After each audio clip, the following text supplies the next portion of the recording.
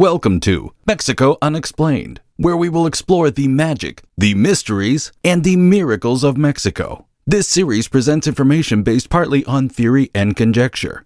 The podcaster's purpose is to suggest some possible explanation, but not necessarily the only ones to the subjects we will examine. Here is your host, Robert Bitto. Welcome, and muy bienvenidos to episode number 359 of Mexico Unexplained, where we examine the magic, the mysteries, and the miracles of Mexico. I'm your host, Robert Bitto. This is the fifth part in a series about little-known Virgin Mary images in Mexico, and each part stands alone. It would be an understatement to declare that religion is a vital part of the lives of most Mexicans. The modern country of Mexico is overwhelmingly Catholic, but some of its beliefs and rituals have foundations in its timeless indigenous past. As in other predominantly Catholic countries, the Virgin Mary, the earthly mother of Jesus, plays an important role in the religious lives of Mexicans. Many different apparitions or aspects of the Virgin Mary in Mexico, and many shrines devoted to her, are known to many people outside the country. In fact, one of the largest religious pilgrimage sites in the entire world can be found in the heart of Mexico itself in Mexico City, on a hill called Tepeyac. While many millions of visitors from dozens of countries make the pilgrimage to the shrine of the Virgin of Guadalupe every year, there are many smaller shrines and Marian devotions not well known outside of Mexico, or even outside their respective regions within Mexico. Here are three.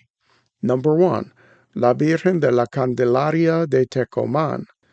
The city of Tecomán, Colima, is called the lime capital of the world due to the overabundance of citrus produced in orchards around the city. As the city center is located just 7 miles from the Pacific Ocean, in olden days the city's streets were made of pure beach sand.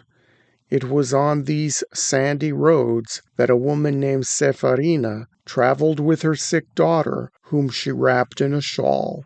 The year was circa 1930. She walked from the current Colonia San Antonio, which at that time were shacks and rough hills, to the city center where there was a doctor. With the little that the woman earned, she barely covered the medical expenses of the girl, that every day her condition worsened. Then the day came when the doctor evicted her. He told the woman firmly, "I honestly don't think the girl will live more than a month, Senora." Then the doctor muttered under his breath, "I hope she understands the situation and gets used to the idea."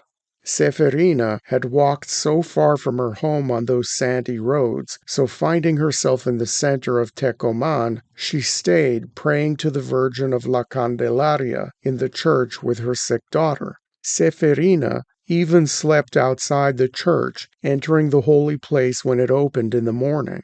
The doctor watched what the mother was doing from his office, which was located on the second floor of a neighboring building, and on one occasion the doctor crossed the street to tell the lady, "Hey, listen, Senora, praying to a plaster doll won't help cure your daughter. I already told you what the outcome will be, and you shouldn't waste your time with these things anymore." Seferina didn't say anything to the doctor, walked away quickly from him, and got lost in the streets. In those days, every day at 4 in the afternoon, they took the Virgin out of the church, and people walked behind it in a small, half-hour neighborhood procession. Seferina returned to the church in the afternoon and did one last procession before going home, leaving her daughter's health in the hands of Our Lady. Some 10 years later, on February 2nd, the feast day of Nuestra Señora de la Candelaria, the doctor looked from his office window and saw Seferina with her already grown daughter, totally healthy. They were part of the Virgin's procession, walking solemnly and praying a rosary. So the doctor retreated to his office, nervous and scared, and never spoke of the subject again. The following year, this doubting physician was seen carrying the Virgin's litter. Despite everyone knowing the doctor's beliefs, and despite knowing that the doctor was also involved in the Cristero War, killing Christians, no one asked him anything or made any comments about it. And with time, they also began to see him every Sunday at Mass, always sitting very far back in the pews. Some say that he still renounced his faith and was doing this all for show, while others affirm that he was ashamed that the Virgin looked him straight in the eye and he could not deny her power. The Virgin of Tecoman, Colima, has many other miracles associated with her, but this is the most famous one and the one told by many to this day. Number 2. The German Virgin of Schoenstatt and the Lightning Tree. Many years ago in the state of Querétaro, just outside the city of Querétaro to the southwest, an apparition of the Virgin Mary appeared that later morphed into something else. Los Olveras was a small ranch that had many laborers to help with the farm work.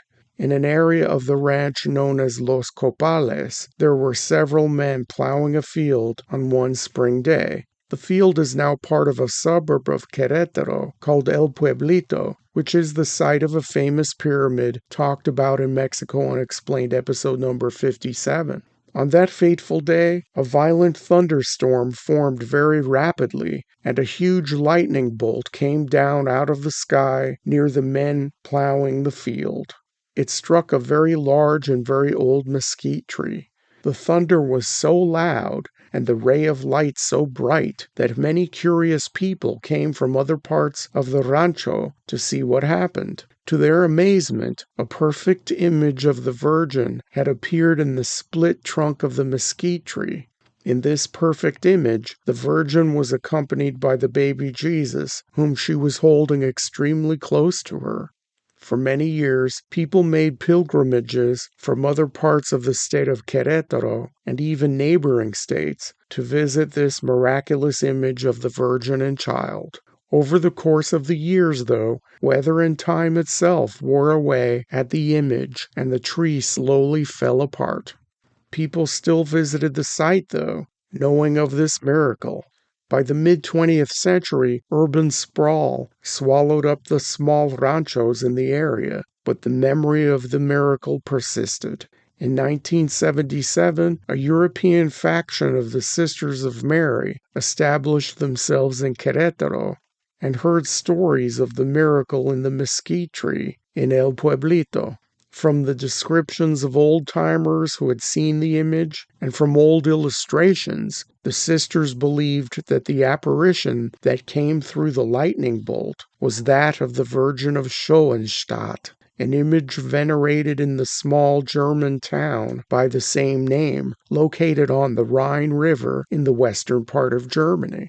The Virgin is called the Thrice Admirable Mother because she is said to be the Mother of God, the Mother of the Redeemer, and also our Mother. On October 18, 1980, the Sisters of Mary dedicated a shrine to the Virgin of Schoenstatt on the spot of the famous mesquite tree, and it is now called the Shrine of Mary, Mother and Queen, Loyal Heart of the Church. This obscure German Virgin was new to Mexicans, but pilgrims to the sacred location began praying to her and have reported many miracles and favors granted in the name of the Virgin of Schoenstatt.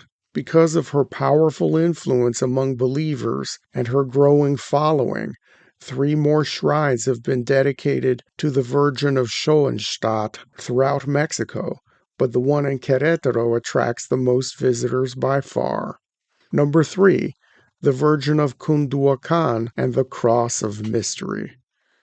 2 towns in Tabasco, Tacotalpa and Cunduacán, commissioned a wood carver in Guatemala to make 2 images of Mary, one of the Nativity for Tacotalpa and the other of the Assumption for Cunduacán, who were their respective patron saints. Both images were brought on the backs of 2 mules from Guatemala and arrived in Tacotalpa on the morning of August 15th.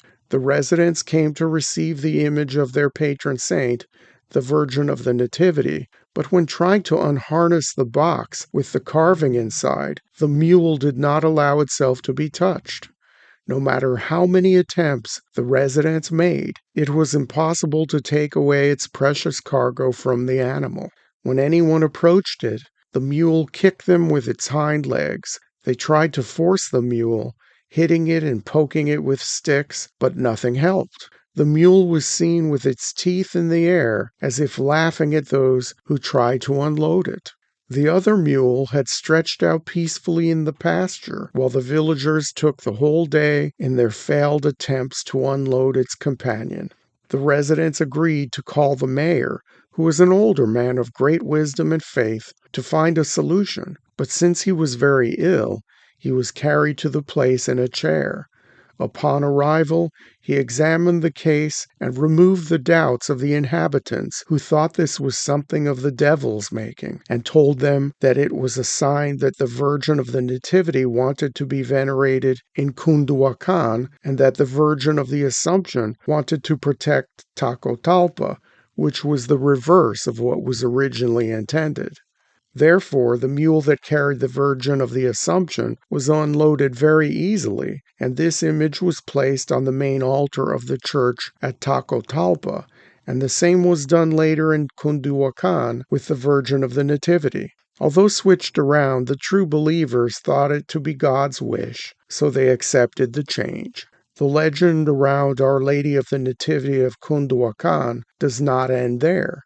On May 3, 1693, due to a terrible drought that devastated the region, the priest and the faithful of Cunduacán agreed to take out the Virgin of the Nativity in procession to ask for it to rain. As the image passed in front of the wooden cross that was in the church's cemetery, the cross bowed twice until it touched the ground in the form of reverence before Our Lady. Due to the miracle that everyone confirmed, the priest decided to unearth the cross and take it under the canopy in the procession behind the image of the Virgin until it was placed next to the main altar of the church. Subsequently, the parish priest of the church reported what had happened to the Pope, and after the miracle was authenticated, it was decided that the cross should be taken to Rome. When in Rome, the cross was divided into 3 parts, and from those 3 parts, 3 new crosses were made.